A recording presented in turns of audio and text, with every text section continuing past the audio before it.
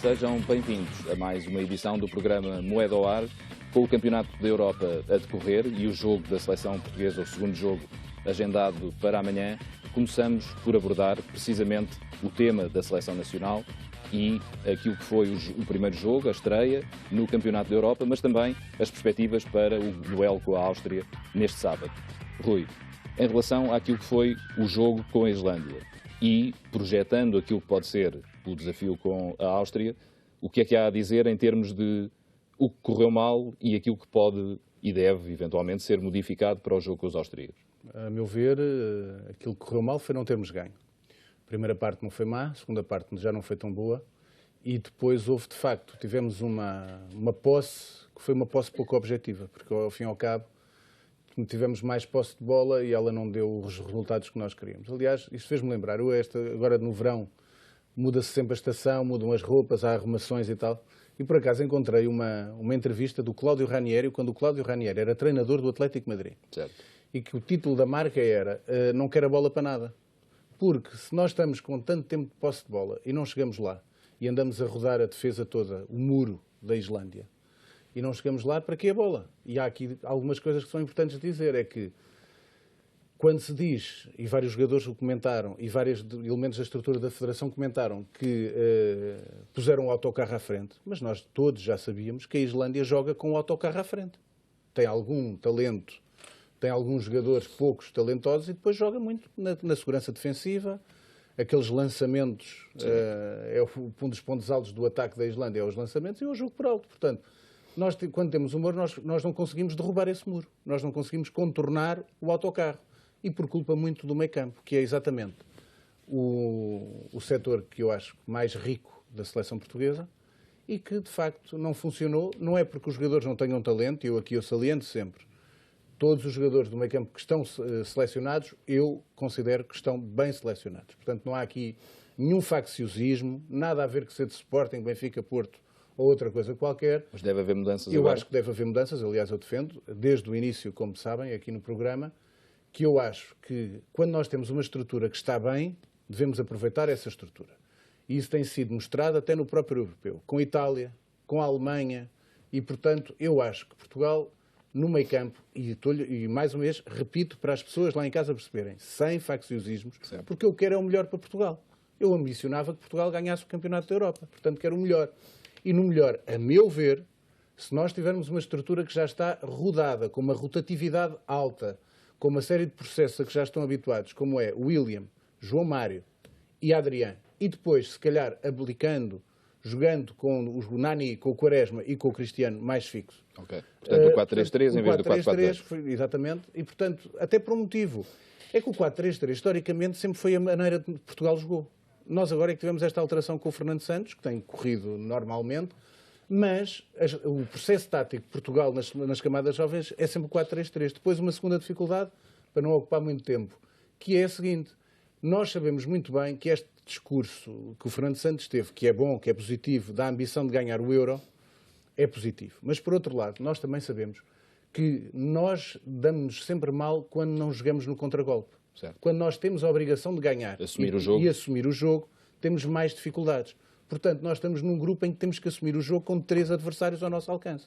Ora, isso é, de facto, um motivo de alguma dificuldade para uma seleção que está habituada a jogar forte na transição rápida no contragolpe, com jogadores excepcionais, a nível do melhor cá no mundo. Portanto, acho que estes são os grandes problemas e que serão os problemas a ultrapassar e acho que tem que haver algumas mudanças para o jogo com a Áustria. Hoje temos connosco o António Rodrigues, na ausência do Rui Rangel. Bem-vindo, como é evidente.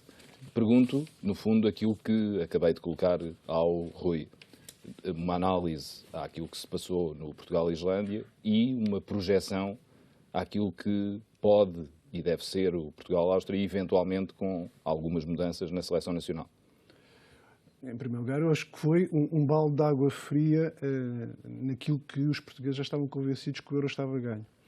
E foi positivo. Foi positivo. Porque é preferível começar assim, depois do grande ensaio que tínhamos tido com a Estónia na semana anterior, em que quase que esgotámos o saco de golos que tínhamos para marcar. nós demonstramos neste jogo que perante uma competição a sério, num momento mais complicado, e isto é um campeonato, esta primeira fase é necessariamente um campeonato de pontos, nós demonstramos que precisávamos ter encarado o jogo de outra forma. E, de algum modo, a ansiedade, o discurso excessivamente ambicioso e o contágio que todos já estávamos convencidos que isto poderia ser um passeio, pelo menos até aos quartos de final, ficou, de alguma forma, diluído. A equipa, eu julgo que a equipa não jogou mal. A equipa, contudo, não demonstrou ter a capacidade de dar a volta à situação, nem foi capaz de romper com aquilo que naturalmente o nosso adversário ia fazer. O nosso adversário estava super motivado. A primeira vez que estava numa fase final, era a primeira vez que tinha que mostrar qualquer coisa até para a pluralidade dos seus cidadãos e, portanto, jogou aquilo que deveria ter jogado. E, portanto, não podemos dizer que era... Não há surpresa aí. Não há surpresa, não pode haver surpresas. Nós, porventura, convencemos que mais tarde ou mais cedo chegaríamos lá e não fizemos por isso. E não merecíamos outro resultado. E concorda com o Rui em relação a algumas mudanças que devam ser feitas, nomeadamente nesta questão da estrutura mais rotinada do meio-campo do Sporting? Eu tenho sempre muitas dúvidas em mudar só por mudar, até porque o treinador, quando pôs aquela equipa em jogo, estava convencido que era a melhor equipa que tinha. E o adversário também vai ser diferente. A Áustria nada tem a ver com a Islândia. A forma de jogar, a forma de se pôr em campo. A Áustria é, porventura, na fase de grupos, o adversário mais cotado que Portugal tem pela frente e joga de uma forma totalmente diferente. Vinha de uma série de 11 vitórias consecutivas, perdeu agora com a Hungria. Também ela está desesperada, mas também ela vai estar ansiosa. Portanto, nós temos é que saber aproveitar essa ansiedade, porque eles estão numa situação pior do que nós. Se eles perderem, provavelmente serão eliminados. E, portanto, nós estaremos numa situação que, mesmo que não ganhemos, ainda podemos ser apurados para a fase seguinte. Portanto, temos que ter paciência, temos que saber rodear aquilo que tecnicamente eles valem, e valem muito, e portanto temos que ter a capacidade de poder ultrapassar essa situação. Valerá apenas fazer mudanças? É o treinador que sabe o tipo de jogo que tem, com a equipa que tem e com os jogadores que vai necessitar. É evidente que para o jogo com a Áustria terá a Quaresma completamente recuperado, pelo menos até psicologicamente, não obstante ele ter afirmado que estava recuperado para o princípio do jogo. Terá eventualmente, e não sabemos se há sequelas da lesão de Danilo, e portanto pode haver aqui também alguma dificuldade e necessidade de mexer no meio-campo, e pode haver necessidade também, de alguma forma, de recuperar psicologicamente a defesa. Porque o gol da Islândia é uma falha da defesa por falta de cobertura relativamente a um avançado da Islândia. Aqui eu julgo que o treinador terá que saber, aproveitando o espírito anímico dos jogadores, saber o que é que pode ou não pode mudar. Porque qualquer um de nós, quando olhou para a constituição da equipa no princípio do jogo com a Islândia, considerava certo. Era a equipa ideal. E porventura, talvez maior rapidez, capacidade de ladear, a força do meio-campo da Áustria e a força e a altura dos jogadores da Áustria na defesa, que implicará que nós tenhamos que jogar mais pelas alas e atacar muito mais. Era muito difícil Portugal ter feito melhor com a Islândia, porque, rematando, nunca acertou com a baliza. E, portanto, as bolas só entram quando se acerta na baliza e o guarda-redes não defende. O que é que o António tem a dizer a propósito destes dois temas? Por um lado, a decepção que foi o jogo com a Islândia e, por outro, aquilo que pode ser recomendável para o encontro com a Áustria. Bom, eu sobre esta matéria ia um bocadinho atrás. E o que eu vejo é que os jogadores são tratados, ou foram tratados, e continuam a ser tratados como heróis, quase como os deuses, antes de o serem. Portanto, para nós, para Portugal, os jogadores já tinham ganho o Campeonato da Europa e, portanto, já eram, de facto, campeões. Foram recebidos ou foram visitados até pelo Presidente da República, o Presidente da Assembleia da República, o Primeiro-Ministro, etc. Portanto, em atos que foram, do meu ponto de vista, excessivos. Às tantas, nem foram os jogadores que foram ao Presidente da República. O Presidente da República, os órgãos de soberania que vão realmente aos jogadores. Parece-me, de facto, uma coisa perfeitamente excessiva. Entrevistados a todo momento, motivo para notícias encomiásticas a toda a hora, telejornais de manhã à noite a falar, de facto, dos jogadores. Um tratamento super VIP. Eu julgo que nem o Presidente dos Estados Unidos é tratado como os jogadores da nossa seleção. Nem a senhora Merkel. Eu julgo que talvez só o Presidente da Coreia do Norte, e mesmo assim até sou capaz de ter algumas dúvidas. E em relação aos jogos? Tudo isto levou a que os jogadores vissem o jogo, e de mais a mais com a Islândia, quase como um desfastio. Aquilo era uma obrigação, portanto, sem qualquer sentido, a vitória estava assegurada. Portanto, eu não gostei nada, de facto, do jogo Portugal fez realmente com a Islândia. O que é que acho muda? que nós todos... O que é que muda para a Áustria? Ou o que é que deve mudar? O que é que o António propõe? Para mudar, mudar deva- era a que deva mentalidade, nem é tanto os jogadores, é o modo como eles vão de facto para o campo e deixarem de se tornar, de se sentir super-heróis e irem de facto com humildade, porque os outros de facto também sabem realmente jogar. Quanto a mudanças, portanto o treinador nesse aspecto é que saberá. Do meu ponto de vista, a equipa que jogou, retirando o Quaresma, que não jogou, que do meu ponto de vista devia ter jogado, mas quem sou eu para dizer realmente isso, acho que foi a equipa que eu realmente poria. Depois verifiquei que alguns jogadores não, portanto, estão longe, até por motivo de lesões ou outras. Por exemplo, não gostei muito do João Moutinho. Eu, no último programa, disse aqui assim que no meio-campo era o João Moutinho e o Danilo e mais um, portanto, que seria o João Mário. Eu não gostei nada do João Moutinho, portanto, mas isto são, portanto... É subjetivo, não é? Disse tudo. É a sua opinião. Eu continuo a confiar no treinador e, sobretudo, o que eu penso é que o treinador deve chamar os jogadores particular atenção para o facto de que não é pelo simples facto de entrar em campo que tem a vitória assegurada. Claro, obviamente. Não têm. Obviamente. Portanto, a mudança é mudança de mentalidade, o que é difícil porque nós continuamos a endeusar aquele grupo de jogadores. Eu acho que só falta nós prostarmos, nós, a comunicação social, diante deles e adorá-los. Não pode ser. Muito bem.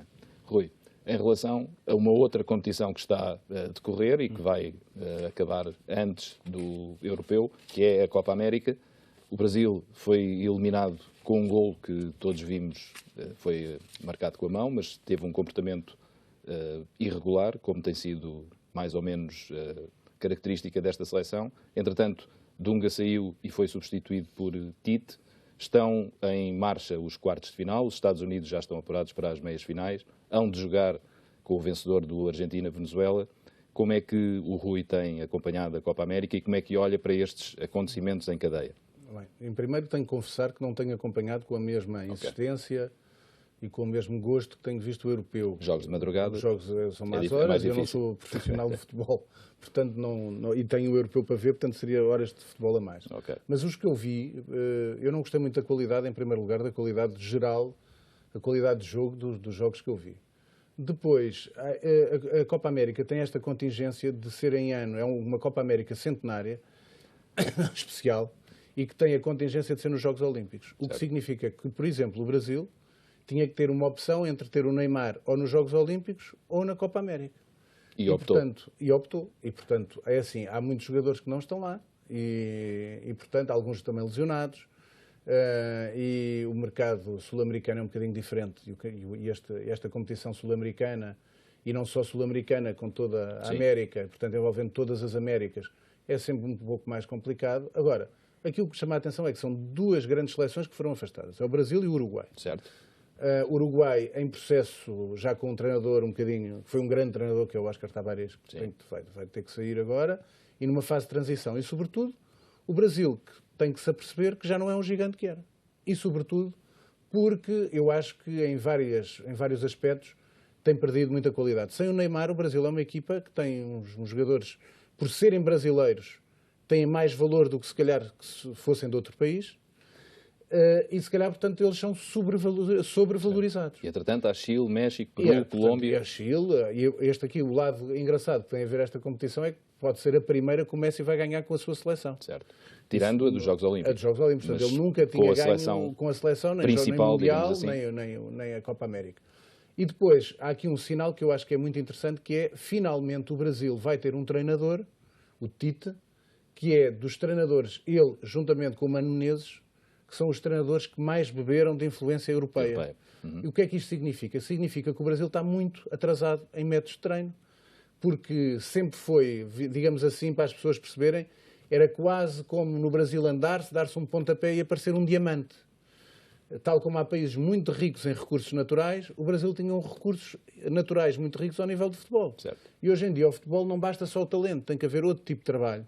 Outro tipo de trabalho que passa também por trabalho tático e trabalho físico, e que, se calhar, os treinadores brasileiros estão um pouco atrasados no tempo. E daí, o Tite, que foi um homem que, tal como o Mano Menezes, andaram a fazer digressões, Mano Menezes em Portugal, certo. aliás, até levou um treinador português para ser o adjunto para a China, o Jorge Castelo. É verdade. E o Tite a grande influência dele é o Carlo Ancelotti, com quem estagiou no Atlético Madrid, com quem estagiou no Real Madrid. Certo. E, portanto, ele próprio diz que gosta mais do Ancelotti do que do Mourinho e do que do Guardiola. Ele E próprio Tite, diz. aliás, já tinha sido opção quando E, portanto, eu acho que o Brasil, a CBF escolheu o Dunga. O Brasil tem que virar a página, porque o Brasil continua, a meu ver, preso naquele pesadelo da Alemanha. Certo. No Mundial. E, portanto, Ainda não saiu do Mineirão. eu acho que ainda não saiu. E eu acho que aqui o Tite tem uma coisa boa, contrariamente ao Dunga. O Dunga foi um grande capitão brasileiro, um xerifão, mas em termos de clubes, enquanto o Tite é um treinador de clubes. Portanto, foi um dos treinadores que vai ficar na história do Corinthians. 13 clubes. E, já portanto, mais, mas sobretudo no Corinthians, onde ele de facto fez grande obra. E, portanto, eu acho que é uma página que eu acho que vou seguir com atenção, até porque ainda há o problema, o Brasil não está bem qualificado, não está bem classificado para a fase de qualificação do Mundial. Portanto, certo. foi um dos motivos que levou a CBF a de imediato É melhor demitir interromper o Dunga. já enquanto é tempo. Foi isso. E, portanto, antes que houvesse algum problema, porque eu acho, e sobretudo está a haver uma coisa que existe em todos os clubes e seleções quando se sente um grande divórcio entre os adeptos e o treinador. Certo. E no Brasil já estavam fartos do Dunga. Certo. António, como é que olha para esta questão da Copa América e também, em particular, para esta situação do Brasil que está a iniciar um outro ciclo em termos de selecionador? Vamos lá ver. Eu julgo que as duas melhores seleções da América do Sul, do meu ponto de vista, foram de facto eliminadas. Bom, eu concordo com muita coisa do que diz o Rui, mas julgo que não faltam talentos no Brasil, quer no Brasil, quer de facto na Argentina. Eu acho que há uma influência, haverá uma influência muito grande, enorme, dos empresários dos jogadores. Eu julgo que aquilo já não é a seleção do Brasil ou a seleção, enfim, portanto, da Argentina, mas é do Uruguai, mas é mais a seleção dos empresários dos jogadores. Focos de perturbação dentro das próprias seleções. É isso que o António diz. De modo que aquilo continua, portanto, são países em que todos os dias nascem novos jogadores, é preciso mostrá-los ao mundo. E depois existe uma influência, do meu ponto de vista, negativa nesse aspecto. Quanto ao Brasil estar atrasado, digamos, em métodos de treino, isso é uma coisa que, enfim, não está ainda não está aprovada. É difícil, de facto, enfim, dizer. O que se nota muito é a inconstância brasileira, que é normal. Eu no outro dia li que, em média, um treinador muda, não sei se 2, se 3 vezes por época. Certo. De facto, nunca pode A haver... irregularidade é regular. A irregularidade no Brasil é regular. É isso, António, mesmo. aproveito para não só colocar estas questões da Copa América e da saída do Brasil e mudança de ciclo, mas também para lhe colocar dúvidas a propósito daquilo que pode vir a ser o resultado final desta Copa América em termos de vencedor. É evidente que se fala muito sobre o favoritismo da Argentina, o que é natural, mas se calhar temos ali outras seleções com grande qualidade, como por exemplo o Chile, como o México, já mencionámos aqui. Vê também a Argentina com essa dose grande de favoritismo, ou parece-lhe que pode haver aqui uma surpresa? Deixe-me partilhar duas reflexões primeiras relativamente a este tema. A primeira é que a FIFA devia refletir relativamente à organização das competições internacionais. Porque, repare, estamos a falar da Copa América, em que as seleções, ou grande parte das seleções que nela envolve, recolhe jogadores que estão em pleno da sua atividade nos seus campeonatos nacionais, misturados com jogadores que jogam na Europa, que estão em final de época e, portanto, cansados, ou a pensar já na época seguinte, ou eventualmente até já a pensar nas transferências que se vão processar. E, portanto, isto desequilibra as equipas, faz com que a própria forma física dos jogadores não esteja envolvida. Por outro lado, o facto de, por exemplo, este ano se organizar quase que em simultâneo o Euro, a Copa América e os Jogos Olímpicos faz a dispersão dos jogadores, faz com que, por exemplo, o princípio da próxima época comece a ser comprometido em termos europeus pelo envolvimento dos jogadores em todas estas competições.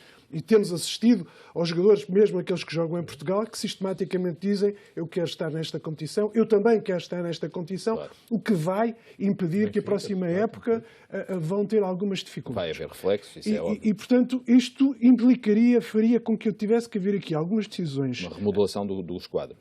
Por exemplo, impedir que jogadores que sejam selecionados para uma competição pudessem eventualmente ter que optar. Como o caso que há pouco se falava do Neymar, não faz sentido que um jogador seja ele próprio a subtrair-se do espaço do selecionador do seu país para dizer eu não quero ir a esta competição porque quero ir ganhar aquela ou quero ir jogar naquela. Mas é um modelo semelhante, por exemplo, ao que acontece com os jogadores da NBA que adotam eles próprios a decisão de estar ou não estar nos Jogos Olímpicos, por exemplo. Claro, mas que retira depois, e se nós estamos a falar de futebol de seleções, retira aqui a valia das seleções poderem apresentar ou de uma forma equilibrada, ou de uma forma em que o próprio selecionador responda por inteiro para aquilo que é o desempenho das suas próprias seleções. Repare, questão física, mas questão de opções de jogadores disponíveis faz com que se retire algum mérito a essas competições. Em segundo lugar, apontar uma questão relevante também que se pode retirar da análise da Copa América, que é,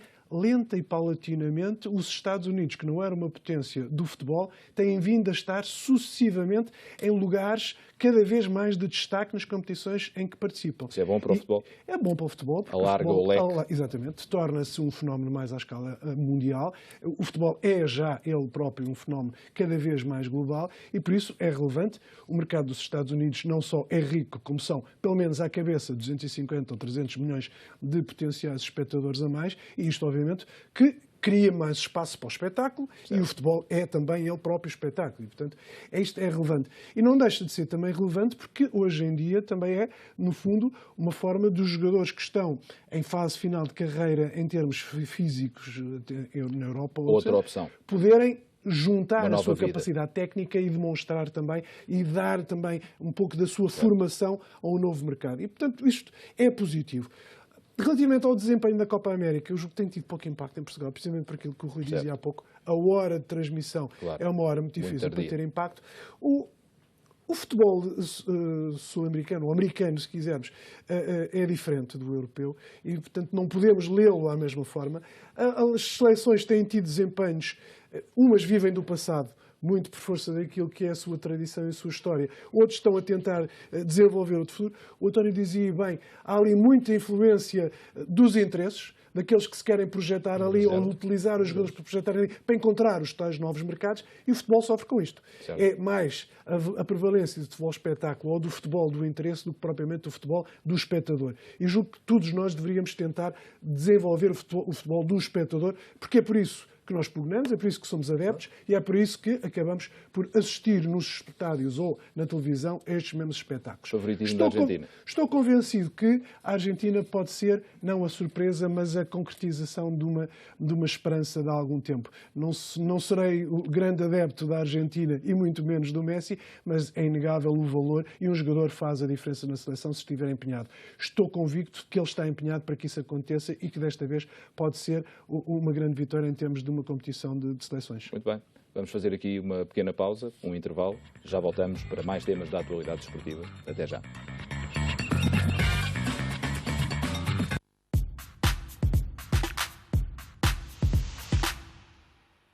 Sejam bem-vindos à segunda parte do Moeda ao Ar desta semana. Voltamos ainda com temas do futebol do lado do Atlântico, neste caso para falar sobre um treinador português que está a trabalhar no Brasil, Paulo Bento, responsável pelo Cruzeiro, e Rui, em que medida é que podemos analisar estes jogos iniciais do Brasileirão, em que o Cruzeiro tem sentido grandes dificuldades e está neste momento, inclusive, numa posição de descida, embora estejamos apenas com 8 jornadas realizadas. Eu até agora do Paulo Bento vi 2 jogos. E por acaso tive curiosidade em ver em direto e vi o último jogo no domingo, em vez de deixei gravar a Alemanha com a Ucrânia, que por acaso até foi um bom jogo de futebol. E estive a ver o Atlético Mineiro com o Cruzeiro, que foi um grande jogo de futebol. Okay. E onde o Cruzeiro até terminou com 8 elementos e ganhou 3-2. E sobretudo, porque eu tinha visto o jogo da semana passada, que foi com o São Paulo, se não estou em erro. E ficou com uma ideia positiva em relação à equipa? A ideia que eu tenho é o seguinte, Paulo, sinceramente, aquilo que me chamou a atenção não é pela vitória. Isto é um derby e em termos históricos, nos últimos derbys, o Cruzeiro tem tido melhor desempenho que o Atlético Mineiro. Mas o problema é a evolução, e de facto notou-se muita evolução da qualidade de jogo e sobretudo aí com uma mudança, ainda falámos agora na primeira parte, a torcida brasileira do Cruzeiro estava completamente contra um jogador que é o William, que era o avançado. E foi-se manifestando?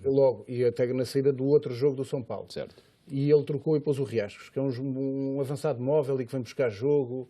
E o jogo foi um jogo muito interessante, apesar de eu ter que dizer isto, eu às vezes vejo o futebol brasileiro, mas não estou com nada, não é um futebol que me desperte uma enorme paixão. Muito é um bem. futebol, ainda para mim, jogado quase a passo, tem bons jogadores, como é óbvio, tem lá grandes jogadores, tem lá Muito vários... evoluídos tecnicamente, muito como é evidente. Vi no outro dia, vi um jogo, na semana passada, vi um jogo que foi com o que eles chamam que é a nova pérola, que é o Gabriel de Jesus, que é o ponta de lança do Palmeiras. Certo. Num jogo muito interessante até para o mercado português. Porquê? Porque foi o jogo do Flamengo com o Palmeiras, e o Flamengo com o Palmeiras, portanto, com uma equipa de São Paulo e uma equipa do Rio de Janeiro, e fizeram um jogo em Brasília, e estava o estádio quase cheio. E, portanto, como são uma equipa muito forte, como sabem, as maiores torcidas brasileiras é o Flamengo e o Corinthians, Certo. e, portanto, o estádio estava cheíssimo em Brasília, que não tem nenhum clube na primeira Liga Brasileira. E, portanto, eu acho que o futebol brasileiro, está, como eu tinha dito há bocado até na sequência, está um pouco atrasado. Acho que era muito interessante. Eu gostava que corresse tudo bem ao Paulo Bento por um motivo, porque era um bom mercado para os treinadores portugueses. Desbloqueia, porque nós não temos esse hábito, e, portanto, se o Paulo Bento fosse um treinador de sucesso, com certeza mais treinadores portugueses que têm competência. Agora chamei-me a atenção de uma coisa, só se não sei se o Paulo viu, é que, como sabem, a maneira de cobrir, tal como o António falou há bocado, da diferença da qualidade de futebol, o jornalismo brasileiro também é diferente do português. Sim. E, portanto, aquilo Está a falar do conflito entre os jornalistas. Declarações, Claro. não sei se sabem, declarações, fazem entrevistas antes do jogo, Certo. durante o jogo, no intervalo, aos jogadores, e, portanto, o Paulo Bento é o primeiro a dizer que não dá entrevistas antes do jogo. Entrevistam todos os treinadores, e o Paulo Bento é o primeiro, que, como vocês sabem, o Paulo é jornalista há muitos anos e um excelente jornalista, nenhum jornalista gosta que se alterem os hábitos já adquiridos. Certo. E, portanto, eu acho que o Paulo Bento tem aquele seu lado também duro. Não sei se no Brasil, com esta imprensa, se isto vai dar bem. António, parece-lhe que o Paulo vai ter espaço para se afirmar e ser um treinador de sucesso como o Rui deseja, ou vê grandes dificuldades para que isso venha a concretizar-se? O Paulo Bento é um excelente treinador, provou no clube que treinou, provou na seleção e, portanto, tem todas as condições para poder, pelo menos, mudar o paradigma do futebol e da relação de futebol entre Portugal e o Brasil. Certo. Ou seja, a ida dele, e a notícia é essa, não é? É um treinador português de sucesso que passa para o futebol brasileiro, e isso é a questão mais relevante. Todos nós vamos acompanhar com atenção, e o sucesso dele, isso é inevitável na carreira de qualquer treinador, é o sucesso da equipa. Os resultados que ele tiver demonstrarão o sucesso da contratação que ele representou. Ora, para já, essa notícia do facto de ter-se invertido esta relação da ida para lá em vez da vinda para cá, certo. Por outro lado, ele ainda está no princípio do seu exercício. E vai ter oportunidade de fazer duas coisas, julgo eu. Em primeiro lugar, introduzir uma nova cultura dentro do clube. O Paulo Bento nunca foi um treinador de condescendências. Certo. Sempre foi um treinador de imposição das suas próprias vontades, como julgo que um treinador de sucesso tem que ser. E todos nós temos visto que os treinadores de sucesso são aqueles que impõem as suas ideias às equipas, adaptando com os jogadores que têm, mas com a capacidade de transformar aqueles 11 jogadores, ou os 16, ou o plantel, assim, numa equipa. E, portanto, se ele conseguir transformar aquele conjunto de jogadores, todos nós temos a noção que são excelentes jogadores tecnicamente, mas normalmente as equipas são péssimas taticamente, se ele conseguir introduzir cultura tática, se conseguir introduzir disciplina física, que também é muito difícil no Brasil fazer esse tipo de situações, e, portanto, no fundo, constituir uma equipa à luz dos padrões europeus, ele pode ter sucesso, porque, mais que não seja, aqueles que cultivam o gosto pelo futebol sabem ver uma equipa se ela joga ou não joga bom futebol. Certo. Se ele tiver, e isso será inevitável, se ele tiver sucesso com os resultados, mesmo que agora tenha uma posição, e também é bom que se tenha a noção que ele entrou já com o processo em andamento. Certo, a equipa já estava constituída e a jogar. Portanto, ele, neste momento, tem todas as hipóteses de inverter esta lógica e fazer o contrário, ou seja, trazer a equipa para o cimo, não digo para ganhar, mas pelo menos para sair dos lugares de despromoção. E isso será bom, como o Rui dizia bem, para o mercado dos treinadores portugueses e para demonstrar, porventura, por aqui, aquela pequena ponta, que também se dizia há pouco, do futebol brasileiro. É necessário começar a introduzir uma diferença, porque o futebol moderno hoje, veja-se todos os novos mercados, como por exemplo aquele que eu falava há pouco do americano, é que começam por constituir equipas de futebol com culturas táticas juntando isso à técnica e ao poderio físico de cada uma dos jogadores. António, o Paulo Bento pode ser uma espécie de gazua para que mais treinadores europeus, eventualmente mais treinadores portugueses, trabalhem no futebol brasileiro? Bom, acho que o Paulo Bento vai ter dificuldades no futebol brasileiro. Portanto, se nos recordarmos daquilo que se passou cá com a seleção, houve problemas portanto, em Portugal as coisas são diferentes e compatibilização com alguns jogadores. No Brasil as coisas são completamente diferentes. Portanto, não há o profissionalismo que existe, de facto, em Portugal, a organização, etc. O jogador, portanto, entra, sai, portanto, não é um jogador disciplinado. E, de facto, já se verifica que vários jogadores têm sido expulsos nestes jogos. Portanto, o Paulo Bento ainda não tomou mão, portanto, de facto, na equipa. Portanto, a entrada não foi boa, o que não quer dizer, e todos nós desejamos, que, portanto, não tendo sido a entrada boa, a saída seja uma saída de leão, e acho que todos estamos realmente esperançados nisso. De qualquer forma, não tem sido muito grande o êxito de treinadores portugueses no Brasil. Certo. Há lá uns 4 ou 5 que foram. Eu lembro-me que o primeiro foi o Cândido Oliveira, já há muitos anos, sim, e não teve... Está lá o Sérgio Vieira também a trabalhar neste momento no América. Mais recente. Julgo que o Severiano Correia, que também é um treinador de há muitas décadas. Creio que o Domingues também esteve no Brasil durante algum tempo, e agora o Paulo Bento. Mas foi tudo, de facto, por muito pouco tempo.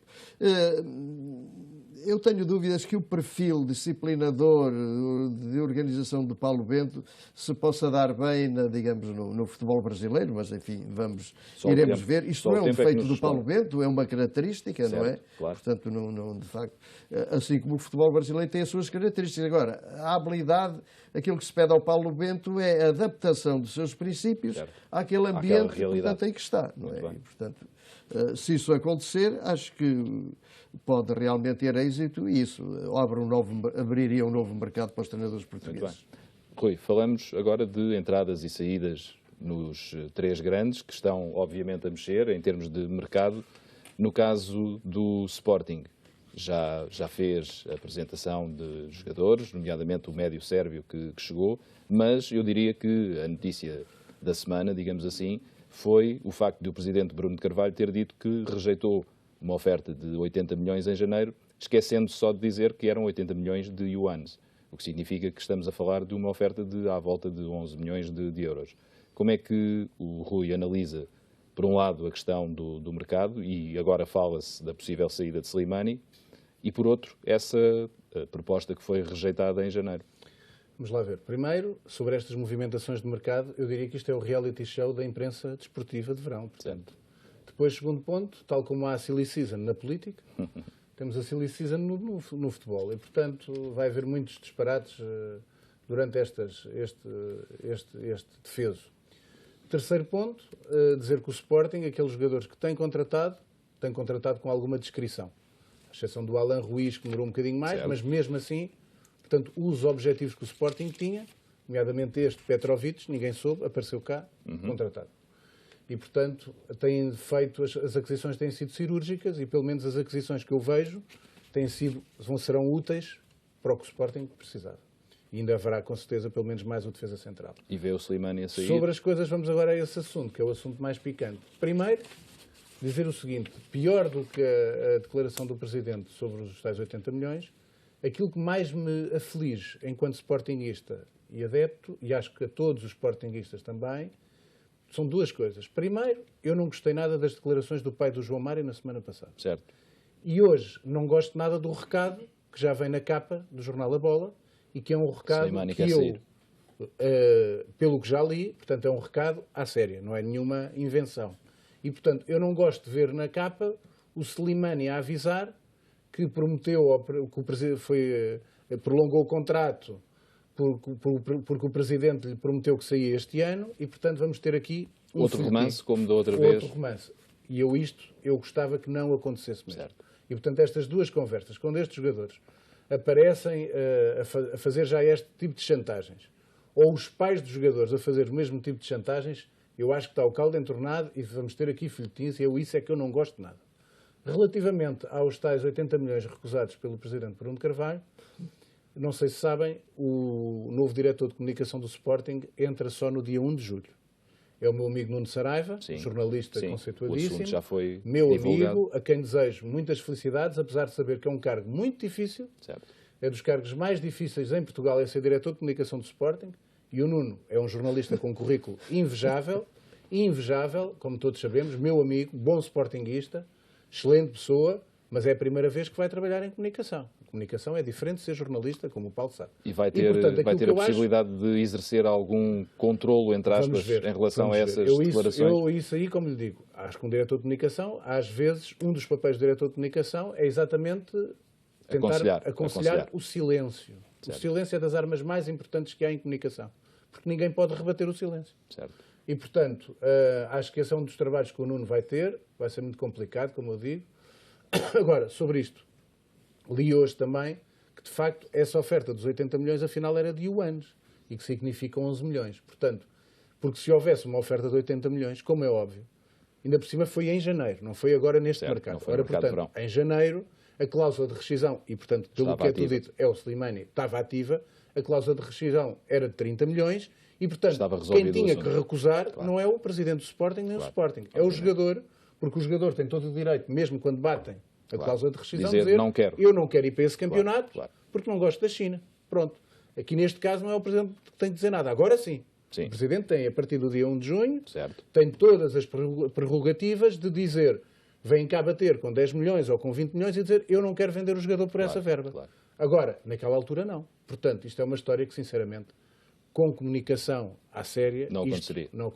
Sinceramente. António, do ponto de vista do Benfica e daquilo que tem estado a acontecer, Gaetano está confirmado no Atlético de Madrid, Sálvio, sabe-se, renovou por mais 2 temporadas, o que não é propriamente garantia de continuidade, como temos visto nos últimos anos, e, entretanto, chega um central do Dinamo Zagreb, croata, 18 anos, Kalajka, para lá de outras movimentações que o Benfica já tinha assegurado, nomeadamente Sérvi, que também há de chegar em breve. Como é que o António acompanha as movimentações, quer no sentido do Estádio da Luz para chegar e no sentido da saída, como é que está a acompanhar enquanto adepto do Benfica? Eu diria que as melhores transferências que o Benfica tem realizado nos últimos anos são da equipa B para a equipa A. Porque a estratégia que o clube tem tido de apostar seriamente na formação tem dado excelentes resultados, como aliás se viu, e não é para quem não começou nesta época, com o Ederson, já tinha começado com o Black, que tinha vindo também da equipa B, o Gonçalo Guedes, o Renato Sanches, toda uma pleia de jogadores que tem crescido dentro do clube, que comunga da cultura do clube e que depois dentro do clube sabe que o clube não vai prender. Como aliás se viu com o excelente exemplo do Renato Sanches, que em menos de um ano salta para a equipa B, da equipa B para a equipa A e da equipa A para um dos grandes colossos do futebol, por mérito próprio, diga assim, é bom da verdade, mais do que até por mérito do clube, que obviamente que lhe proporcionou a situação. Mas há uma segunda característica também dos processos, e isto é uma estratégia que tem sido utilizada, que é visível, não estou dentro das lógicas do clube, mas são visíveis para os adeptos e para aqueles que gostam de futebol, que é o processo de transferências no Benfica, o processo de aquisição de jogadores tem sido um processo continuado. Aqueles que se anunciaram agora e aqueles que referiu, somam-se já àqueles que tinham vindo a ser negociados durante o ano, como foi o caso do Sérvi, por exemplo. Portanto, o processo é um processo de atenção permanente aos vários mercados do futebol e não foi por acaso que houve inclusivamente uma notícia na semana passada que Mourinho cria o olheiro do Benfica para a América Latina, porque isto demonstra a estratégia que o próprio clube e o reconhecimento dessa mesma estratégia, a competência daquilo que tem sido desenvolvido. Relativamente a aquisições e saídas, para já, e o mercado ainda está no início e teremos ainda muito tempo para discutir, mas para já o Benfica é vice-campeão das receitas em termos de saídas, quer com a saída do Renato, quer com a saída do Gaetano, e no fundo, numa atitude inteligente. Gaetano é um jogador que estava há muitos anos no Benfica e queria uma oportunidade, podia começar a derrapar e, portanto, dá-se-lhe uma oportunidade e foi uma forma de agradecimento e de entendimento entre jogador e clube. E esta correlação de pessoal quase dentro do clube é muito importante porque isso se contagia para os outros jogadores que sabem que o clube não vai cortar pernas a ninguém, ao contrário do que se tem visto noutros clubes em que os jogadores manifestam Portanto, um contraste com Slimani, por exemplo. Por exemplo, eu não queria estar a nomear situações porque quero ser positivo, claro. mas isto demonstra o respeito que o próprio clube tem pelos jogadores.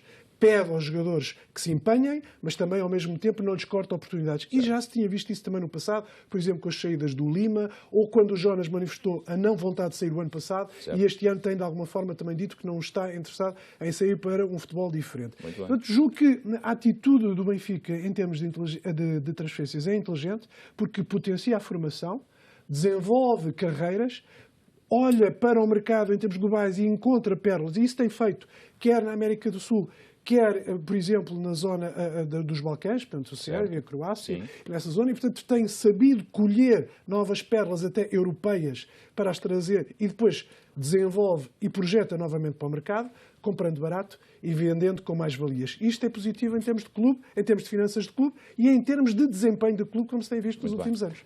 António, vou pedir uma análise em relação ao Futebol Clube do Porto, mas aviso os três que estamos a 3 minutos do final do programa, portanto, peço que, na medida do possível, ainda temos o tema do Gil Vicente, peço que a análise seja sintética.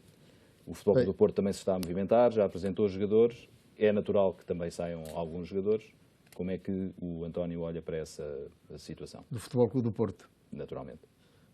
O Porto vai ter um defeso complicado nesta matéria. Por um lado, está com o problema do fair play financeiro, portanto, em que tem que apresentar resultados positivos no fim do ano, certo, e resultados positivos realmente importantes, se é que o fair play financeiro ainda está em vigor, digamos, em curso, mas terá que apresentar resultados positivos e para isso tem que fazer grandes mais-valias, certo, com a vida dos jogadores, o que se torna difícil porque as mais-valias, portanto, que fê-las o ano passado e fê-las há 2 anos, em que o Porto dilapidou, de facto, uma equipa ou 2 equipas para satisfazer um treinador que, de facto, depois acabou por nem ganhar títulos, nem valorizar os jogadores. E eu julgo que foi a primeira vez que o Porto perdeu mão, de facto, da política de contratações. E as chegadas que já se anunciaram, entretanto? As chegadas ao Futebol Clube do Porto, que já foram anunciadas, deixam-no satisfeito? O central Filipe, o médio João Carlos Teixeira. Agora, este ano, enfim, houve o João Carlos Teixeira, o Filipe. O João Carlos Teixeira disse que jogou no Liverpool. Eu acho que ele não jogou no Liverpool. Sim. Ele esteve lá 5 anos, mas jogou, de facto, pouco. Tem jogado, creio que na seleção do Sub-21. Vamos ver, portanto, era um jovem promissor, mas quando se diz, bom, veio do Liverpool, enfim, temos que ver isto em termos hábeis. De facto veio, mas não jogava, não era titular nem nada que se parecesse no Liverpool.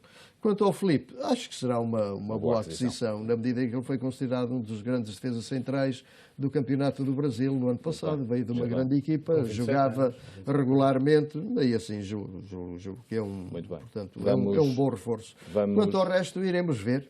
Muito bem. Vamos passar por cima, salvo seja, do tema Gil Vicente e avanço para as notas finais, se eventualmente quiserem abordar. O Gil Vicente vai... Sim, ainda vamos voltar ao assunto várias vezes, seguramente. Notas finais, Rui, por favor. Notas finais. Primeiro, condenar aquele elemento da Federação Russa que ainda elogiou os adeptos russos. Certo. Depois, o Paulo perguntou na semana passada sobre a segurança. Foram 75 mil gendarmes, que é como se chamam os polícias franceses, preparados contra o terror, e depois não estavam preparados contra 200 trogloditas que foram para lá fazer os santos populares.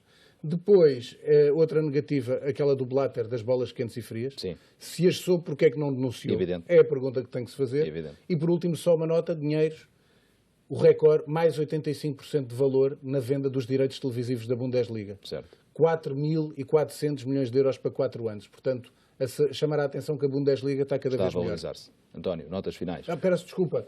E aqui só uma saudação ao meu amigo António Rodrigues. Foi um gosto estar aqui com ele. Portanto, só isso. Uma única nota final, porque acho que não nos podemos dispersar, mas temos todos a apontar nela, que o terror que se transformou o hooliganismo no europeu. Aquelas imagens que foram sucessivamente replicadas em mais do que uma cidade não podem acontecer. Não podem acontecer, têm que ser condenadas e têm que ser condenadas por todos. Claro. E quando ouvimos responsáveis políticos, como eu ouvi o Ministro dos Negócios Estrangeiros russo, a dar cobertura a esta situação, quando nós ouvimos falar que houve preparação de pessoas Claro, para poder claro. participar neste tipo de atos.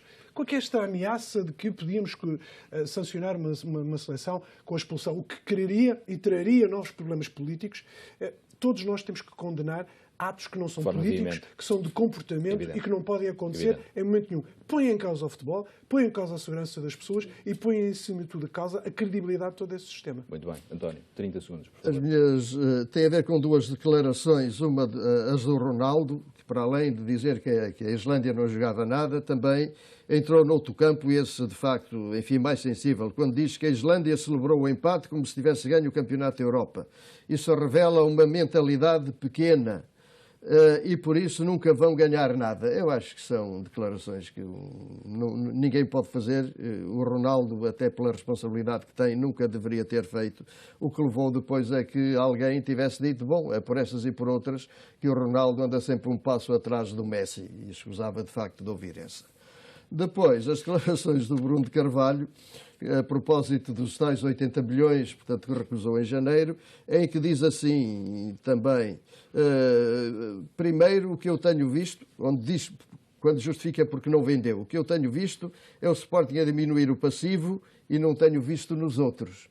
Ora, analisadas as contas do terceiro trimestre portanto, do ano, que saíram há muito pouco tempo, o que se verifica é que, em relação ao ano 2015, o Sporting aumentou o passivo financeiro de 94 para 135 milhões, não sei como, mas é o que está nas contas, e aumentou o passivo total de 229 para 246 milhões. Muito bem. Enquanto o Porto e o Benfica diminuíram, não foi em muito, mas diminuíram em 5 milhões o passivo financeiro.